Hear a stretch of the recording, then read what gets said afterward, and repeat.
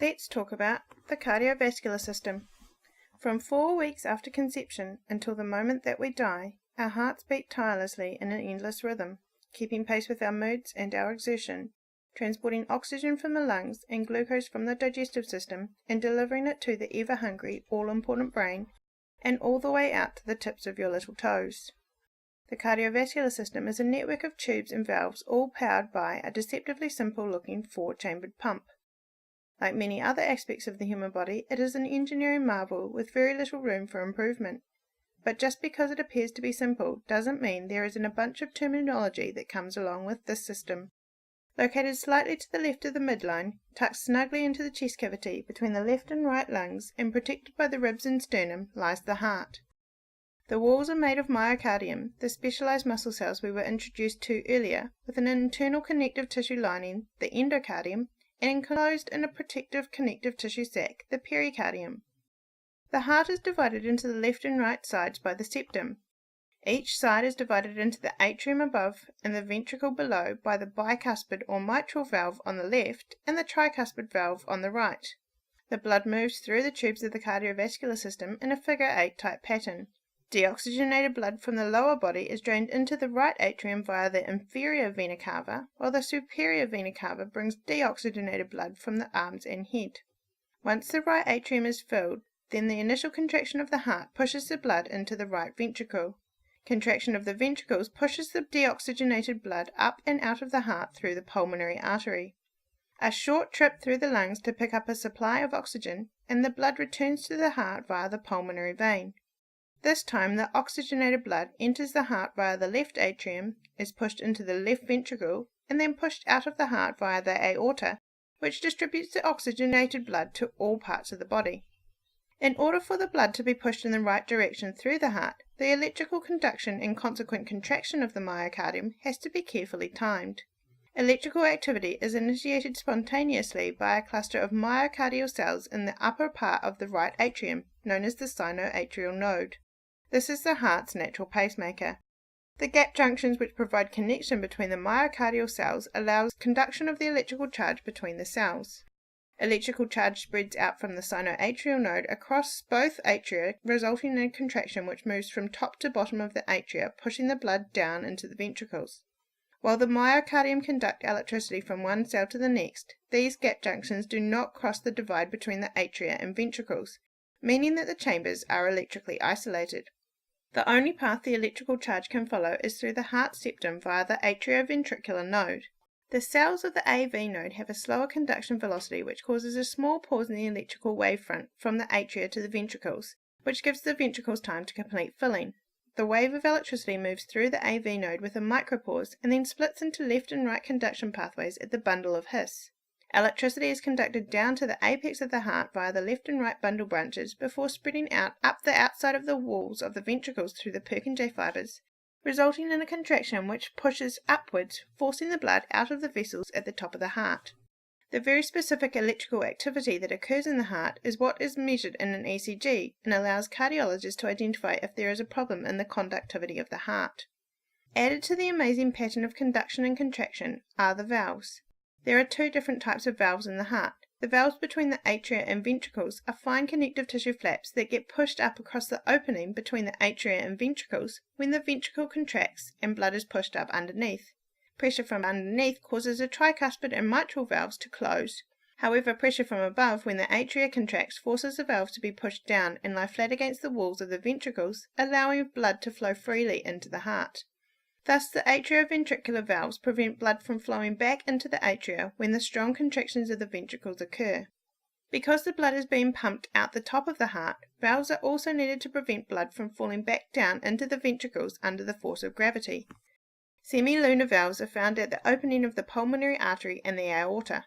These consist of 3 semicircular pockets of connective tissue, with the openings of the pockets facing out away from the heart. As blood is pushed out of the ventricles under high pressure, the pockets are pushed flat against the sides of the artery walls. However, as pressure subsides and blood begins to fall back into the heart, the blood flows into the pocket openings, filling the pockets so they swell and fill the inside of the artery, creating a seal when all 3 pockets meet, which prevents blood moving back into the heart. All the valves of the heart work via incredibly simple differences in pressure to seal off openings and force blood to move in a single direction. When the valves do not seal the opening correctly, blood is able to move in the wrong direction, creating turbulence in the blood which can be heard as a murmur via a stethoscope. The myocardium of the left side of the heart is much thicker than the right due to the far shorter distance the blood has to travel when coming from the right ventricle, and therefore a lower pressure is required. Regardless of whether the blood is making the short trip to the lungs for oxygenation or the longer trip to the extremities of the body, the path the blood follows through the vessels is the same. Blood travelling away from the heart travels through arteries, while blood returning to the heart travels in veins.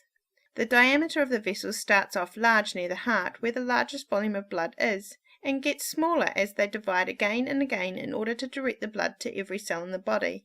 Blood travels from the ventricles into arteries, to arterioles, and into capillaries where its load of nutrients and oxygen are released to the cells, and waste products and carbon dioxide are picked up.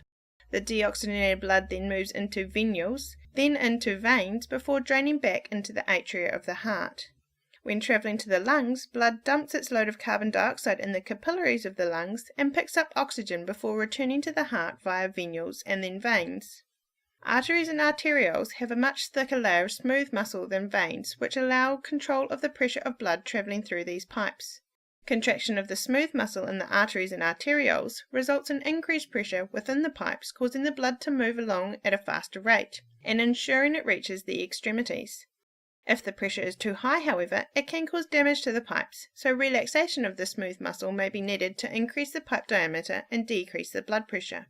Another way in which the body can increase the blood travelling to the extremities is to increase the force of the contraction of the heart, and therefore force the blood out of the heart at a faster speed.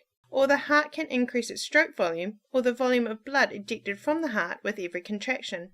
Finally, our heart can increase the rate of contraction, stimulated by the sympathetic nervous system, so that blood is forced around the body at a faster speed.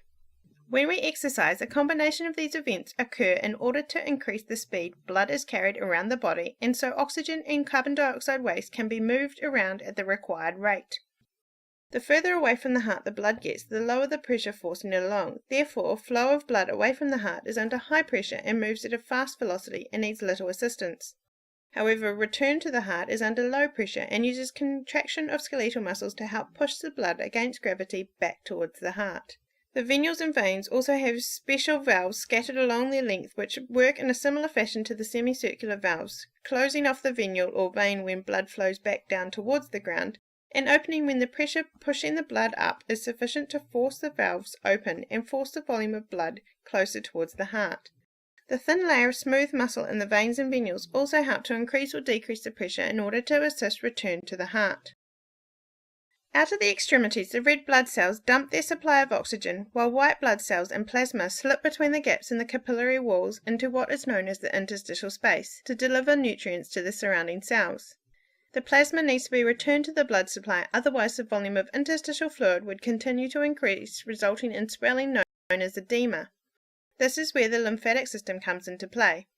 Interstitial fluid is taken up into the lymph tubes and gradually pushed back towards the heart as a result of skeletal muscle contractions and valves. Lymph is eventually emptied back into the bloodstream via the subclavian vein. Most of the fats we consume are carried to the blood via the lymphatic system, resulting in lymph having a milky white appearance because it is an emulsion of fats and waters, a bit like runny mayonnaise. The life-giving functions of the cardiovascular system all occur in a very carefully executed ballet of contractions, from the specific contractions of the heart to the reliance on skeletal muscle contractions to help return deoxygenated blood and lymph back to the heart.